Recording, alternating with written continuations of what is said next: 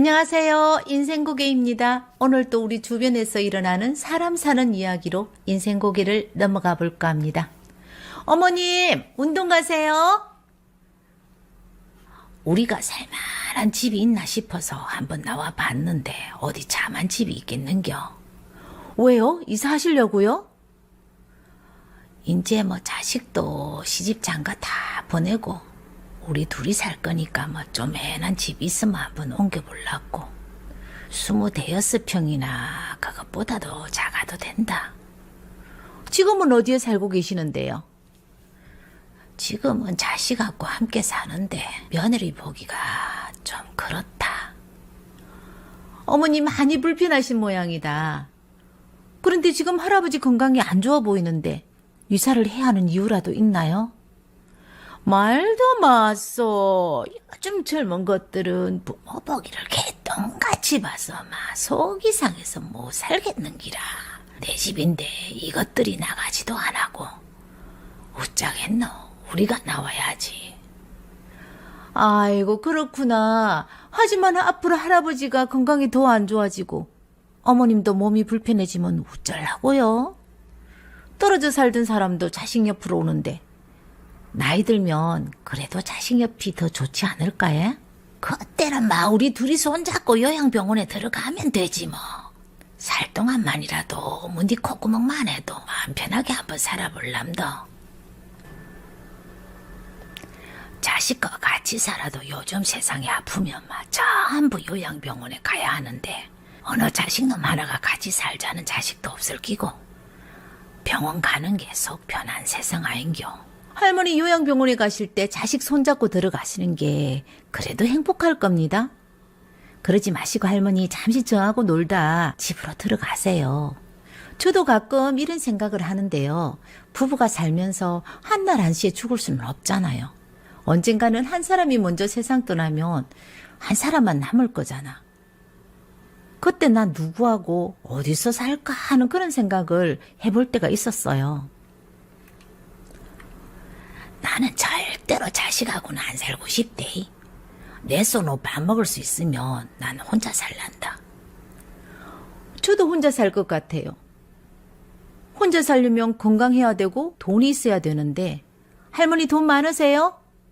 자식 새끼들한테 다 뺏기고 이제 작은 집 한 채 장만할 것만 남았대. 와, 할머니 부자네요. 평생 내 집 한 분 없이 세상 떠는 사람들 얼마나 많은데요. 이렇게 여러 가지 이유로 대부분 사람들은 혼자 움직일 수만 있다면 혼자 살겠다고 했습니다. 돈 있는 부모에게는 그나마 자식이 같이 살자고 하지만 돈 없는 부모는 같이 살자는 말을 듣기도 힘든 세상이기도 한 모양입니다. 할머니 제가 재밌는 얘기 하나 해드릴까요? 얼마 전에 제 친구가 딸을 결혼시켰거든요. 그래서 제가 한번 물어봤어요. 영희는 결혼해서 잘 살지? 아이고 우리 딸은 남편을 잘 만나서 자기 마음대로 하고 산다. 사위가 출근해도 밥을 달라고 하나 혼자 씻고 사부지게 출근하며 늦게까지 자고 일어나서 침대에서 먹고 싶은 거 먹고 자고 싶으면 더 자고 그리고 요즘에는 미용실에 가서 머리하는 게 유행이라네. 그래서 미용실에 가서 머리하고 백화점 가서 쇼핑하고 저녁에는 친구들 모임에 가고 팔자가 늘어지게 산다. 야, 내가 들어도 너 딸 진짜 팔자 늘어지게 사는 사람 맞네? 그럼 아들도 잘 살지? 아휴, 말도 마라. 우리 아들 불쌍해 죽겠다. 어디서 그렇게 어리고 사치스러운 년이 우리 집에 들어왔는지. 아들이 출근해도 일어나지도 않고 자빠져 잔단다. 아침부터 빵 쪼가리가 너무 가는가 모르겠다. 침대에서 그래 앉아서 처먹는다네. 집에 살이 없나? 멀쩡한 식탁을 두고 침대에서 왜 처먹노? 그리고 툭 하면 미용실에 가서서 머리한다. 돈이 썩어 빠졌는 모양이다. 빨간색 머리 파란색 머리 번갈아 지랄하면서 대가리를 시급시키고 산단다. 친구들은 또 왜 그렇게 많은지 하루 왼종일 얼굴에다가 찍어 바르고 사돌아다니는 꼴이 아이고 내가 볼라니까 속이 천불이 나고 우리 아들 불쌍해 죽겠다. 딸은 팔자가 늘어졌고 사위는 세상에도 없는 사람이고 며느리는 아들 등골 빼먹는 나쁜 년이고 아들은 불쌍한 사람이다라고 생각하는 내 친구는 도둑놈 심보를 가졌습니다. 딸과 며느리를 대하는 모든 것이 편견을 두고 시작하면은 점점 갈등은 커져가기 마련입니다. 자식은 결혼을 하는 순간 며느리의 남편이고 손자 손녀의 아빠입니다. 부모가 1순위로 원한다면 자식을 이혼시켜야죠. 그리고 옆에 끼고 살아야 되지 않겠습니까? 내 배 속에서 낳은 내 자식도 안 맞아서 죽일 놈 살릴 놈 하는 세상에 서로 다른 집에서 여태껏 자라온 사람과 어떻게 척척 맞겠습니까? 할머님, 각 가정의 상황에 따라서 다 틀릴 수는 있지만 부모하고 자식하고 함께 살 때는 언제나 그 문제가 발생하는 요인이 거의 비슷해요. 첫 번째가 말을 안 했습니다. 또 말을 하라 그러면 그 대화 방법이 틀렸기 때문에 그래요. 어머님은 며느리하고 말 많이 하세요? 어디 할 말이 어디 있나? 우리는 말 잘 안 한다. 할머니 말을 해야죠. 자식하고 며느리에게 하고 싶은 말이 있으면 말을 해야 자식도 알죠. 섭섭한 일이 있으면 마음에 담아두지 말고 말을 해야 불만이 안 쌓이죠. 서로 불만이 쌓이면 갈등이 생길 수 있죠. 그 유명한 고부 갈등이요. 할머니 불만이 있을 때마다 물어보고 서로 입장을 이해하면서 해결하면서 살아야 돼요. 묻어둔다고 해서 해결되는 건 하나도 없습니다. 또 말을 하라 그런다고 잔소리 하라는 건 아니고요. 그리고 내 속에 이렇게 꾹꾹 참았던 것을 한꺼번에 막 쏟아내면서 며느리를 감정 쓰레기통으로 생각하시면 그것도 안 되고요. 둘째가요, 제 공간이 없다라는 겁니다. 저도 시아버님을 모시고 살았는데요. 아무리 넓은 집이라도 절대 넓다는 생각을 못하고 살았습니다.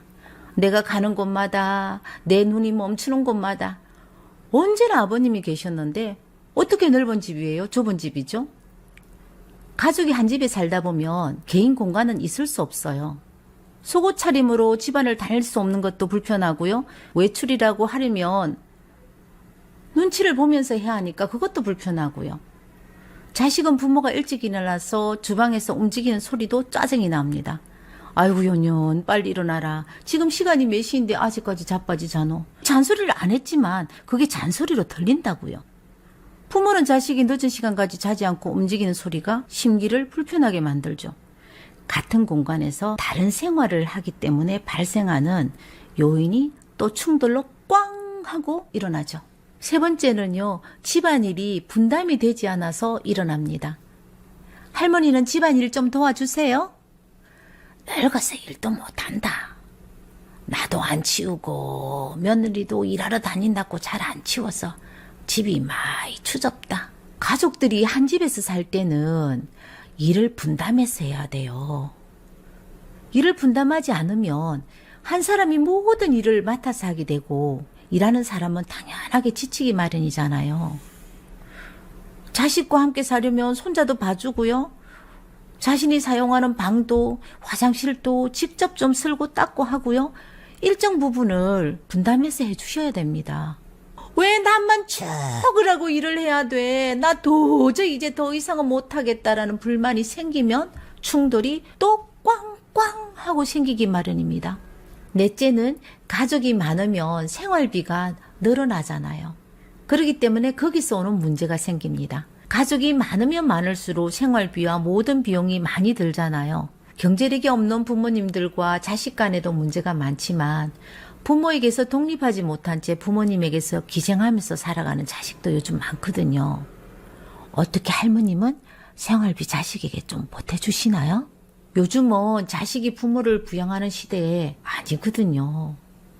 부모가 자식을 부양하고 먹여 살리는 사람도 정말 많거든요. 그래서 묻는데 생활비는 누가 더 많이 내요? 나는 생활비 안 준다. 그런데 다른 집 자식들은 뭐 관리비, 도시가스, 뭐 이런 요금도 통장에서 쑥쑥 빠지도록 자동이체인가 뭔가 해놓는다고 하던데 우리 아들은 세금 쪼가리 나오면 식탁에 툭 던져 놓더라. 날짜가 다 돼도 안 내고 해서 내가 낸다. 손자 학원비도 잘 안 줘서 내가 내기도 하고 이렇게 조금씩 쓰다 보니까 모아둔 돈 꽃감 빼먹듯이 다 빼먹고 얼마 없다. 그래서 속이 많이 상한다. 할머니가 잘못했네. 아들도 며느리도 일하는데 자식 버릇도 더럽게 들이고 사셨네요.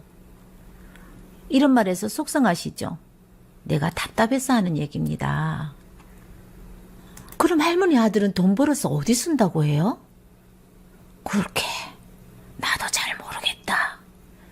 살기가 힘든다고 해서 내 밥 먹고 작은 집이라도 한 칸 장만하라고 같이 살았는데 집 장만할 생각은 없는 것 같더라. 내 죽을 날만 기다리는 모양이더라. 요즘 젊은 것들 무섭다. 할머니 돈도 잘 써야 돼요. 처음부터 할머니가 정확하게 생활비 분담을 하셨으면 좋았겠지만 이제도 늦지 않았어요. 할머니 정확하게 생활비를 부담하시고 자식하고 서로 이해하고 그렇게 사셔야 해요. 지금은 하루도 못 살 것 같지만 그래도 조금씩 양보하고 이해하고 사시면 또 사라져요. 옛말에 집 나오면 고생이라고 했잖아요. 이렇게 집 알아보고 다니는 것 아들이 알면 또 집안 시끄럽습니다. 그때는 정말 자식하고 살 수가 없다고요. 옛날에 저희 아버님도 아픈 몸으로 툭 하면 집을 나갔거든요. 당뇨와 가전합병증으로 혼자서는 거동도 못해서 제가 업고 다녔는데 집 나가실 때는 슈퍼맨으로 변합니다. 모시고 오는 것도 여러 번 반복하니까 저도 짜증이 나더라고요. 아버님 이제는 제가 아버님 모시러 오는 것도 이게 마지막입니다. 지금 저하고 안 가시면 두 번은 아버님 안 본다고 단호하게 말을 했습니다.